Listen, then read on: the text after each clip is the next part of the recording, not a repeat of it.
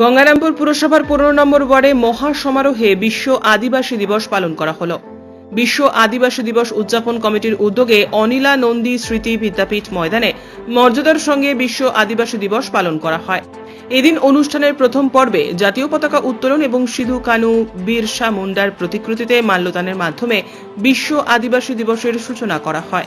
এরপর উপস্থিত অতিথিরা এই দিনটির তাৎপর্য বিশদে ব্যাখ্যা করেন।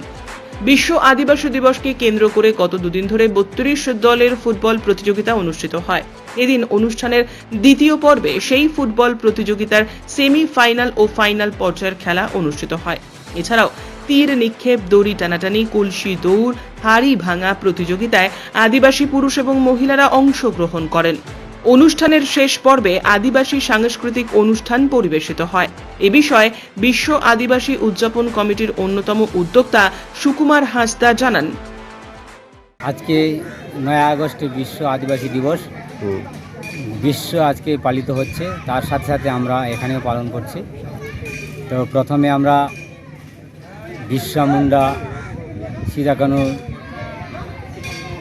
মাল্যদান দেওয়ার পর জাতীয় পতাকা উত্তোলন করার পরে শুরুটা করার পরে আজকে ফুটবল খেলার যে 32 টিমের সেমিফাইনাল রয়েছে, সেই সেমিফাইনাল ফাইনাল আজকে হবে।